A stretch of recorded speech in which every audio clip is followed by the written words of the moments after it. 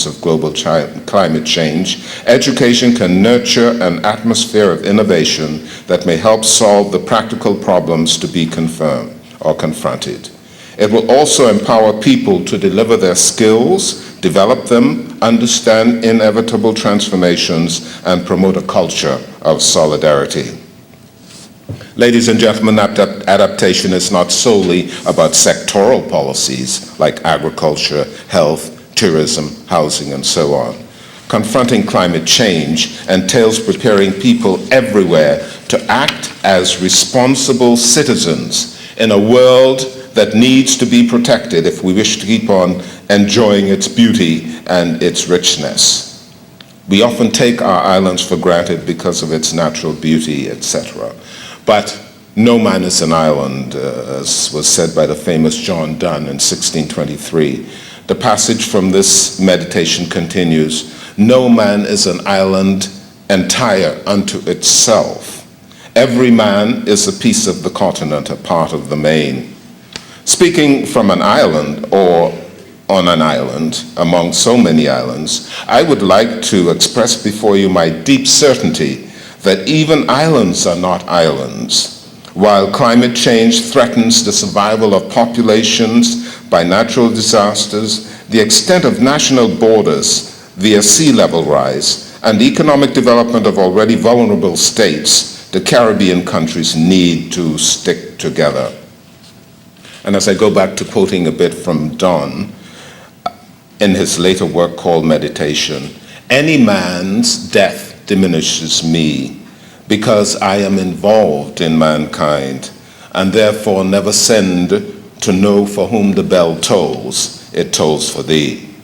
Neither can we call this a begging of misery or a borrowing of misery, as though we were not miserable enough of ourselves, but must fetch in more from the next house in taking upon the misery of our neighbors."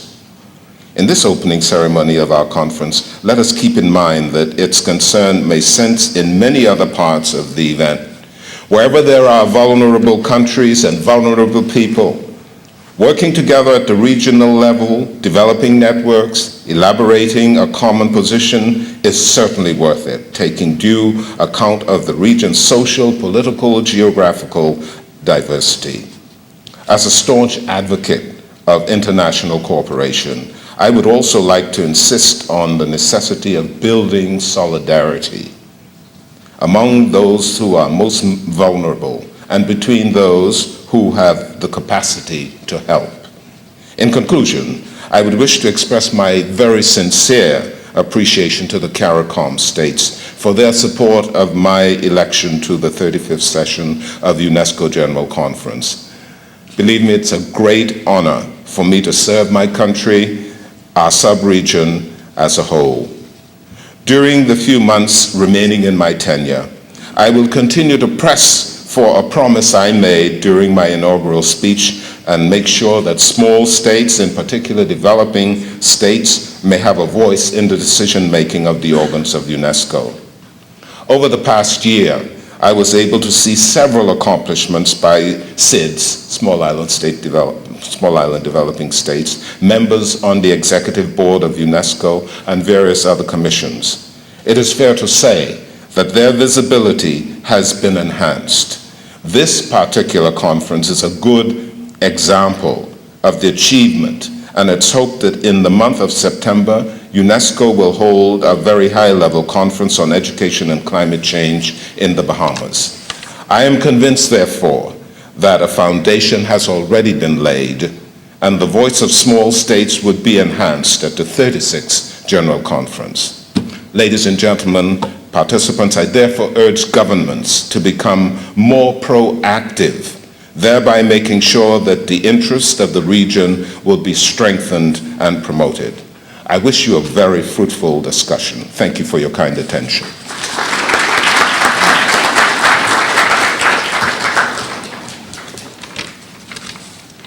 Thank you, His Excellency, Dr. Davison Hepburn.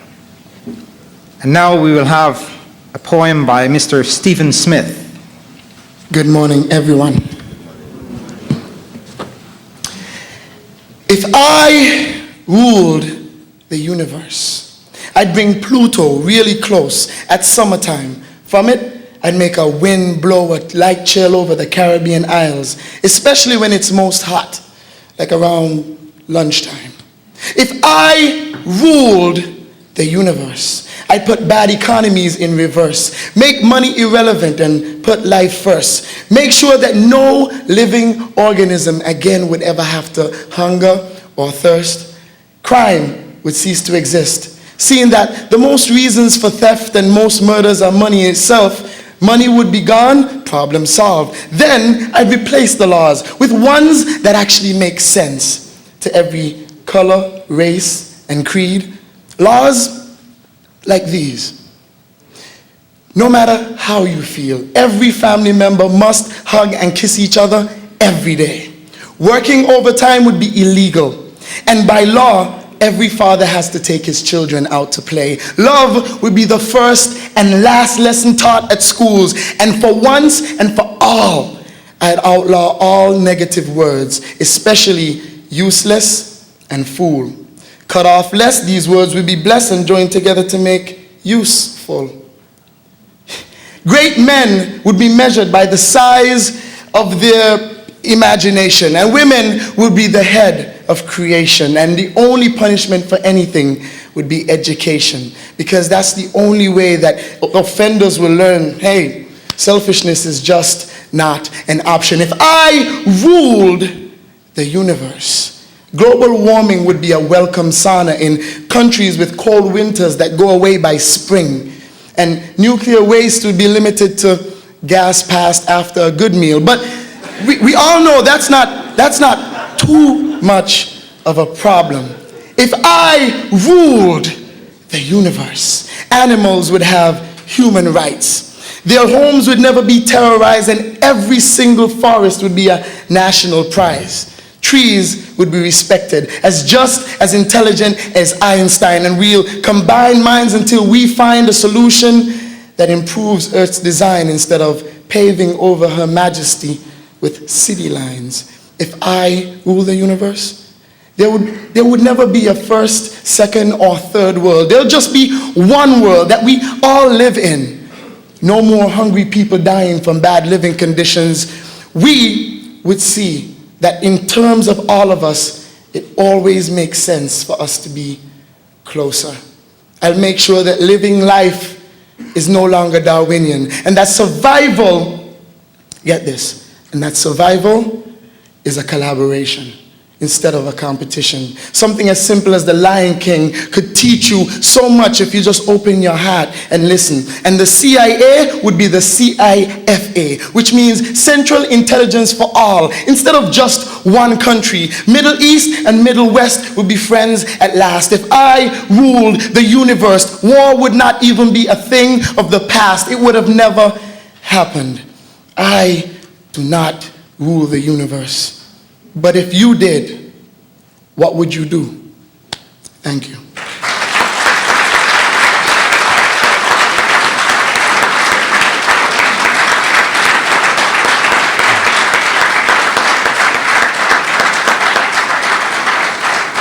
Thank you, Mr. Smith.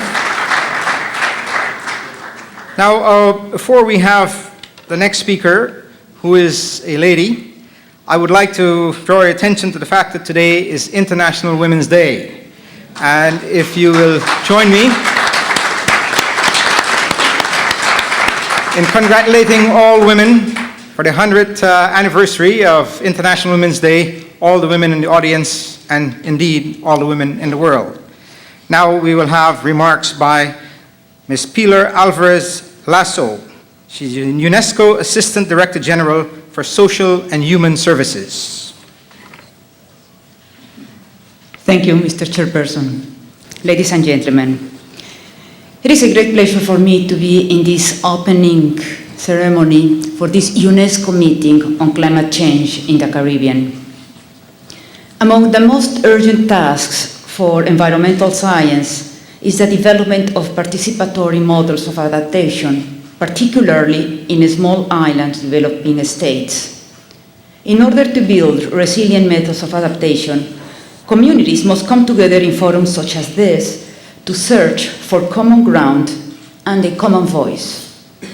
UNESCO, as a laboratory of ideas, a capacity builder, and a standard setter, remains dedicated to facilitating the construction of a robust adaptation policy in the Caribbean and to contributing to the impressive advances in climate sciences that have already been made by Caribbean expert networks, non-governmental organizations, and local actors.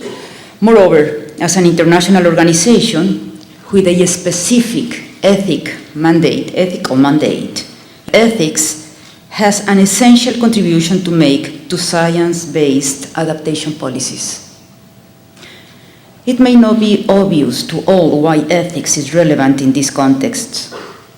Suffice it to say that no policy can be based only on evidence, and that's coming from the social sciences in UNESCO, not only on evidence.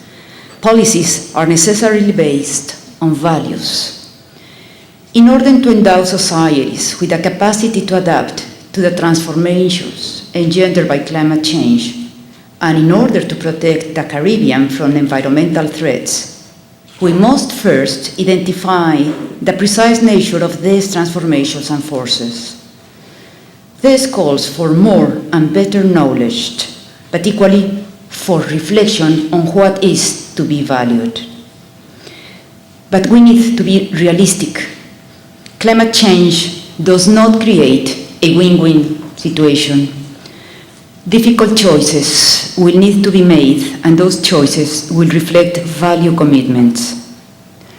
Environmental ethics remind us that taking responsibility for our actions in response to climate change means constantly asking technical questions that are inseparably bound to larger questions of value, responsibility, solidarity. Ethics is not just a part of philosophy. It is an essentially pragmatic concern. Reflecting on the issues of climate change adaptation, I should like our chairperson said today, it is Women's Day, International Women's Day. The connection, of course, is not explicitly made in our program, but it is important for UNESCO because it has an objective to paying attention to the gender situation in the world. Our discussions here should be also addressed to the dimension of climate change upon the vulnerability and adaptation also for women. Creating resilient social systems depends on a deep consideration of the question of gender and global environmental change. We need to closely examine the gender-specific impacts of climate change and recognize how gender inequality reduces any given society's capacity to adapt and to be resilient. In other words, as long as women are disproportionately vulnerable to and affected by climate change, adaptation to environmental threats will remain imperfect. Women are not only environmental victims. We are effective agents of change in relation to both mitigation and adaptation. Women are knowledgeable, have local expertise, and are key drivers of social and scientific innovation. I have just used the word innovation, and I would not wish that to pass without notice. I can be more specific on innovation. Adaptation planning and policy need innovative thinking, innovative ways to imagine new social and technological possibilities, just as it imagines the worst that could happen.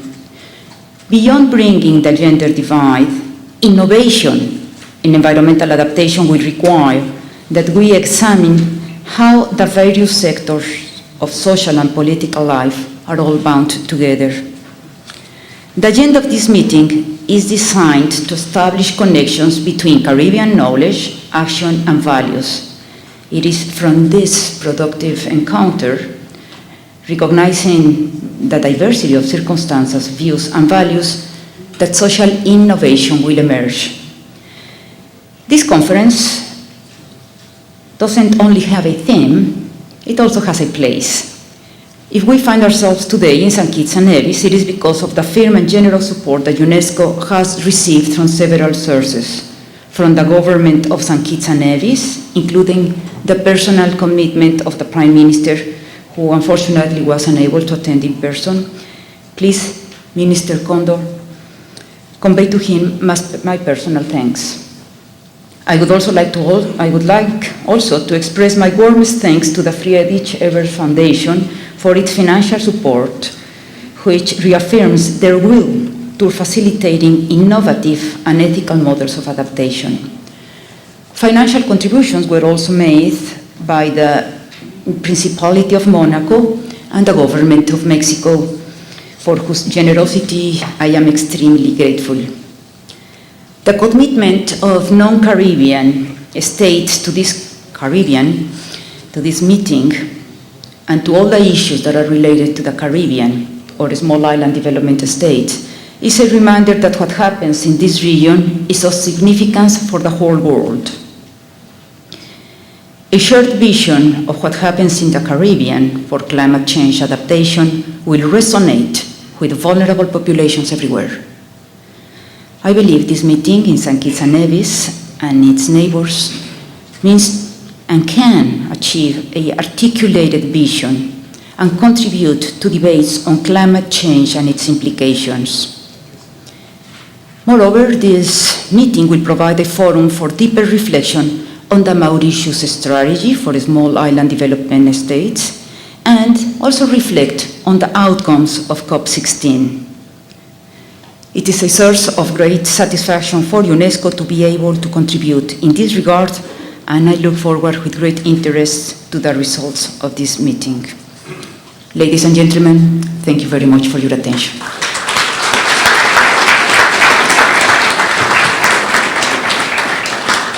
Thank you very much, Ms. Lasso. And now I'm pleased to present the Honorable Sam Condor, Deputy Prime Minister of St. Kitts and Nevis, for the keynote address.